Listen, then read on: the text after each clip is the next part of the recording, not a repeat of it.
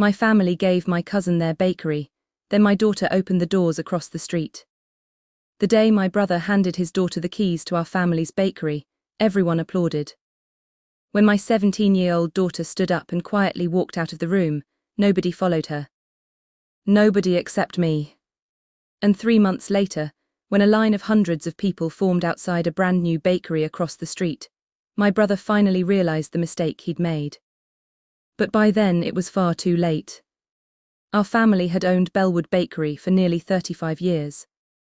My father started it with a borrowed oven and $12 in his pocket. After he passed away, my older brother Daniel took over. I never wanted the business. I loved teaching and I was happy raising my daughter Nora. But Nora was different. She had grown up inside that bakery. She knew every smell, every recipe, every customer, and most importantly, she knew Grandma's recipes. My mother had been the real heart of Bellwood Bakery. She created the cinnamon rolls people drove across town to buy. Her lemon cakes were famous. But her greatest secret was a chocolate cake recipe she had written by hand in an old blue notebook. She called it Midnight Cake. She only made it for special occasions. Nora had inherited that notebook after Grandma died. She treasured it more than anything. My brother's daughter, Chloe, was completely different. Chloe loved the business side of the bakery. She loved social media, expensive clothes, and taking pictures in front of the shop. Daniel adored that. Chloe understands modern business, he often said. Nora is sweet, but she's too quiet. I never argued. Until the night Daniel called a family meeting. Everyone gathered around the old dining table.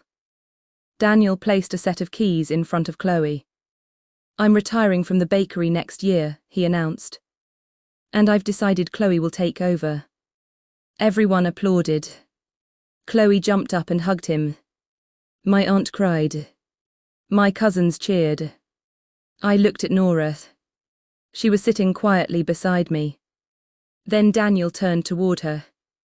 Don't worry, Nora, you can still help out sometimes. Nora smiled politely. Of course. But I could see her fingers tightening around the old blue notebook in her lap. Then Chloe laughed. Honestly, Aunt Sarah, Nora wouldn't want the responsibility anyway. Daniel nodded. She's more of a hobby baker. That word hurt. Hobby. Nora had spent 5 years learning from Grandma's recipes. She had experimented with ingredients, studied food science, practiced decorating cakes until midnight. But nobody knew. Because Nora never bragged. She simply worked. That night we drove home in silence. Finally I asked, Are you okay? Nora stared through the window. Mom, do you remember what Grandma used to tell me? What? Never fight for a seat at someone else's table. She looked down at the notebook. Build your own table. I smiled. I thought she was simply trying to comfort herself. I didn't realize she already had a plan. The next morning, Nora asked me a strange question. How much money do we have saved? I laughed. Why? Because I want to rent the old bookstore on Maple Street. I stared at her. The abandoned bookstore. She nodded. What would you do with it? Nora smiled. A bakery. I almost laughed. You know how much equipment costs. I've already researched it. She opened her laptop. She had spreadsheets, business plans, supplier lists, a 5-year financial projection. And then she showed me something that completely shocked me. She had been testing Grandma's midnight cake recipe for months. But she had changed it. Not the soul of the recipe. The ingredients. She had created a healthier version using dark chocolate, natural sweeteners, and locally sourced ingredients. She called it Midnight Bloom. I took one bite. And closed my eyes. It tasted like my childhood. But somehow better. Nora. She smiled. I want Grandma's recipe to live again. For the next 3 months, our basement became a tiny bakery. We worked after dinner. We baked before sunrise. Nora designed the logo. I handled paperwork. She contacted local farmers. She learned how to calculate food costs. She created a social media account. And she never once told the family. Meanwhile, Chloe transformed Bellwood Bakery. She replaced the old wooden sign with a giant neon logo. She raised the prices. She removed Grandma's handwritten menu. And she stopped making several of the traditional recipes. People want something modern, she told everyone. Daniel was proud. Sales are going to explode. But they didn't. Customers started leaving. The old regulars complained. The bakery felt different. Then came the annual Founders' Day festival. Every business in town competed for the title of Best Local Bakery. Daniel was confident Chloe would win. Bellwood has the name, he said. We don't need gimmicks. That morning, Nora opened the doors of her new bakery. The sign above it read, Nora's Table. There were only 6 tables inside. The walls were decorated with old photographs of my mother baking. Nora had kept everything simple. No neons. No expensive furniture. Just warm lights, fresh bread, and the smell of chocolate. At exactly 9:00 a.m. the first customer walked in. Then another.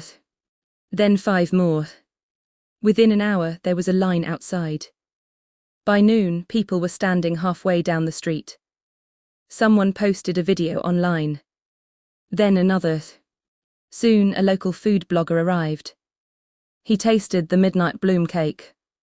His eyes widened. Who created this? Nora stepped forward. I did. He looked at the old photograph of my mother. Is this your grandmother?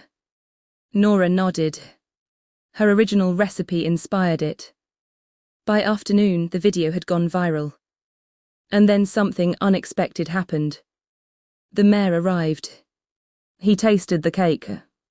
Then he asked Nora, How long have you been baking? Since I was 12. He smiled. You should enter tonight's competition. Nora hesitated.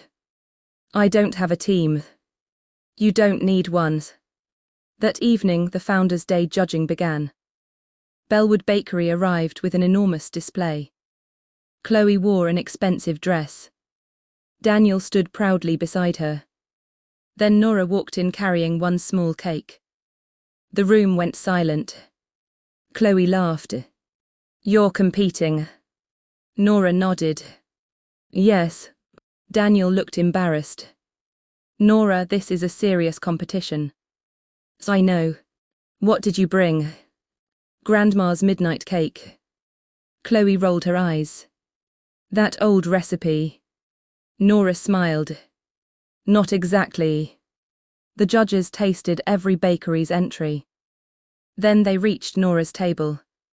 The head judge took one bite. He stopped. He took another. Then he looked at the other judges. Where did you learn this? Nora answered. My grandmother. The judge smiled. This isn't just a cake. He looked toward the audience. This tastes like someone's memory. The room erupted in applause. Then came the announcement. And this year's winner is... He paused. Nora's table. For several seconds, nobody moved. Then the crowd exploded. I covered my mouth. Nora started crying. But the biggest shock came afterward.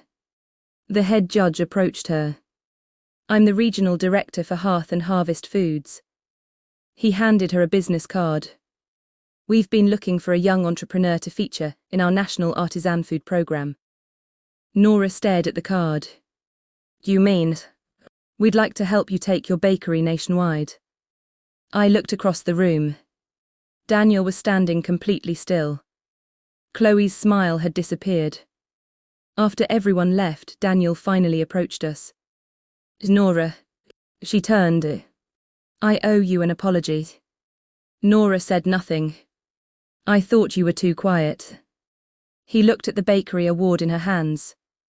I thought Chloe was the one with the future. Nora smiled gently. You weren't wrong about Chloe. Daniel looked confused. Nora continued. She just wasn't the only person with a future. For once, Daniel had no answer. Chloe stepped forward. Can I ask you something? Sure. Could you teach me how you made the cake? Nora looked at her for a long moment. Then she smiled. Yes. Chloe looked surprised. Really? Of course. I raised an eyebrow. Nora laughed. Grandma never believed recipes were supposed to be secrets forever. That night, after everyone left, Nora and I sat inside the empty bakery. She placed Grandma's blue notebook on the counter. Mom. Yes. Do you think Grandma would be proud? I smiled. She'd be sitting right here stealing the first slice. Nora laughed through her tears. Then she looked around the tiny bakery. Do you know what I learned? What? You don't have to be chosen by your family. She touched the bakery's wooden counter. Sometimes you just have to choose yourself. I looked at the sign outside. Nora's table. The family had given the bakery to the daughter they thought was destined to succeed. They had forgotten about the quiet girl who knew every recipe by heart. They had mistaken silence for weakness. And they had mistaken kindness for lack of ambition. But Nora never needed to take her family's table. She built one of her own. And when the doors opened the next morning, the line outside was even longer. This time I stood beside her. And when Nora looked at me and smiled, I knew Grandma's greatest recipe had never been written in that blue notebook. It was this. Believe in someone before the world gives you a reason to.